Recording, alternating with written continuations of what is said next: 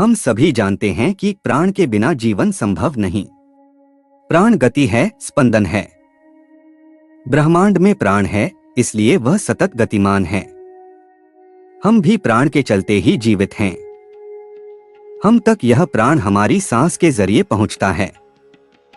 हम जितनी ताकतवर सांस ले पाते हैं, यानी हमारी सांस में जितनी ज्यादा ऑक्सीजन रहती है, हम में उतना ज्यादा जीवन, उतनी ऊर्जा बनी रहती है। सांस अगर कमजोर है तो हमें सांस के जरिए मिलने वाली जीवन ऊर्जा भी कम मिलती है। यह ऊर्जा जितनी कम होती है, हम उतना ज्यादा बीमार रहते हैं और उतना ही एक आनंद भरे जीवन से वंचित बने रहते हैं। सांस लेने में 5 ऐसी बड़ी गलतियां हैं जो उसे कमजोर बनाती हैं और हमें प्राण ऊर्जा से वंचित करती हैं। आइए जानते हैं कौन सी हैं वे 5 गलतियां। पहली बात यह है कि होश में सांस लें, बेहोशी में नहीं। सांस लेने में हम सबसे बड़ी और सबसे पहली गलती यह करते हैं कि बेहोशी में सांस लेते हैं। इन पंक्तियों को सुनते हुए जरा आप अपनी सांस के प्रति जागरूक हो जाइए। आप देखेंगे कि जागरूक होते ही आपकी सांस उथली से गहरी होने लगेगी। यह बेहोशी में ही होता है कि हम उथली सांस लेते रहते हैं और शरीर निरंतर ऑक्सीजन की कमी में बना रहता है। दिमाग में ऊर्जा कम पहुंचती है और इस तरह हम जल्दी थकने लगते हैं, जल्दी चिड़चिड़े होने लगते हैं। महात्मा बुद्ध ने अपने शिष्यों को सबसे पहले अपनी सांस के प्रति होशपूर्ण होना सिखाया था। याद रखिए कि जब तक आप पूरे होश में भरकर सांस नहीं लेंगे, तब तक अपने भीतर करिश्माई ऊर्जा महसूस नहीं कर पाएंगे। चाहे सांसारिक जीवन में सफलता हो या आध्यात्मिक जीवन में, उसका पहला कदम आपकी सांस है। बोध और होश से ली गई सांस आपको हमेशा के लिए बदल सकती है।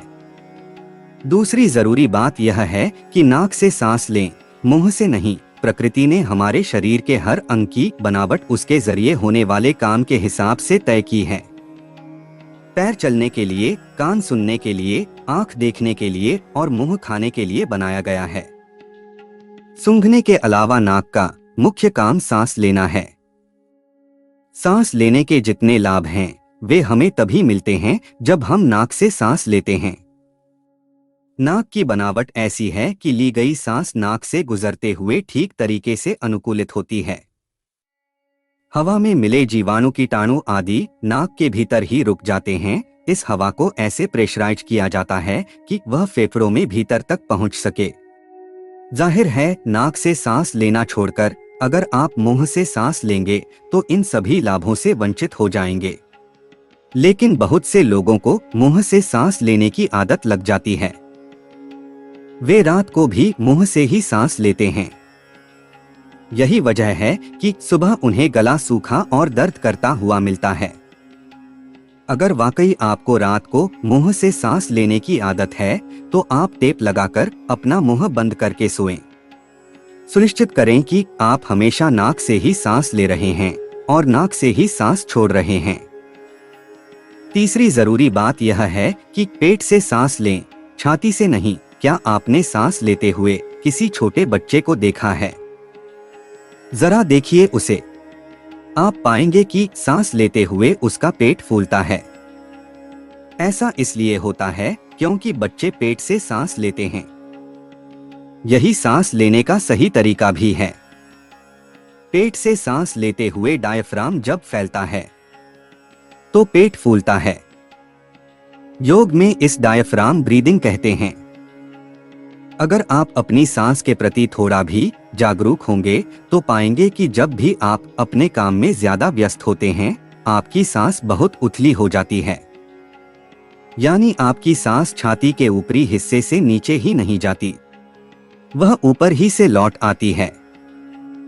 नतीजतन आपके शरीर को पर्याप्त ऑक्सीजन नहीं मिल पाती। आप अगर कुछ दिनों तक डायफ्राम ब्रीदिंग का अभ्यास करें तो आप धीरे धीरे शरीर को पेट से सांस लेने की आदत डाल सकते हैं।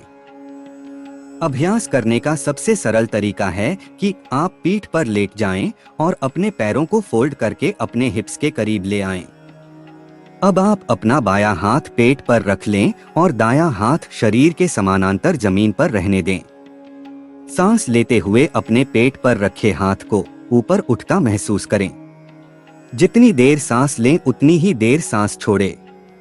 रोज 5 से 7 मिनट का ऐसा अभ्यास आपको पेट से सांस लेने का आदी बना देगा। चौथी जरूरी बात यह है कि धीमी और गहरी सांस लें, तेज और उथली नहीं।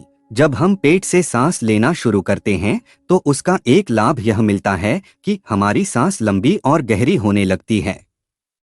योग का नियमित अभ्यास करने वाले ज्यादातर योगी ऐसे ही लंबी और गहरी सांस लेते हैं। सांस जितनी धीमी, जितनी गहरी ली जाए, वह हमें उतनी ही लंबी उम्र देती है। अगर आप गौर करेंगे तो पाएंगे कि जो जानवर जितनी तेज सांस लेता है वह उतनी तेजी से अपनी उम्र भी खत्म करता है। खरगोश और कुत्ता जल्दी जल्दी सांस लेते हैं, उनकी आयु भी उतनी ही कम होती है। हाथी उनकी तुलना में कहीं धीमे सांस लेता है, तो हाथी की उम्र 100 वर्ष लंबी हो जाती है। कछुआ हाथी से भी धीमे सांस लेता है, तो वह 300 साल तक भी जीता है। अब आप इस तथ्य के पीछे का विज्ञान भी समझिए। हम जितनी धीमी और लंबी सांस लेते हैं, हमारे शरीर में उतनी ही ज्यादा ऑक्सीजन जाती है, और शरीर को जितनी ज्यादा ऑक्सीजन मिलती है, वह उतना ज्यादा बीमारियों के खिलाफ सफलतापूर्वक लड़ते हुए निरोगी बना रहता है। शरीर जितना निरोगी बना रहता है, उसकी उम्र उतनी ही बढ़ जाती है। और अब बारी है 5वीं जरूरी बात की, आप सांस छोड़ने पर ध्यान दें, सांस लेने पर नहीं। अगर आप जागरूक होकर सांस लें, तब भी अगर आपके फेफड़े खाली नहीं हैं, तो आप लंबी सांस नहीं ले पाएंगे। जब तक आपके फेफड़े खाली न हो, आप सांस भरेंगे कहाँ? इसलिए सांस लेने से ज्यादा सांस छोड़ने पर ज्यादा ध्यान दिए जाने की जरूरत है। आप इसे स्वयं करके देखिए। अपनी सांस के प्रति जागरूक रहते हुए आप सामान्य से ज्यादा समय तक सांस को छोड़िए। आप जितनी देर तक सांस को छोड़ेंगे, आप उतनी ही देर तक सांस को खींच भी पाएंगे। यानी आपका रेचक जितना लंबा होगा, पूरक भी उतना ही लंबा होगा। रेचक सांस छोड़ने की क्रिया को कहते हैं और पूरक सांस लेने की क्रिया को। यह ऐसा ही है कि आप एक झूले को जितना पीछे ले जाते हैं, वह उतना ही आगे भी जाता है। अगर आप सांस को ठीक से छोड़ेंगे नहीं और फेफड़े पूरी तरह सिकुड़ेंगे नहीं, तो वे पूरी सांस भरकर ज्यादा खुल भी नहीं पाएंगे। यानी जब भी आपका लंबी गहरी सांस लेने का मन हो, आप तब उतनी ही देर तक सांस को छोड़ने का काम करें।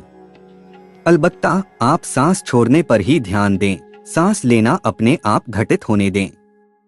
शरीर अपनी सांस की कमी को आपसे खुद ही पूरा करवा लेगा।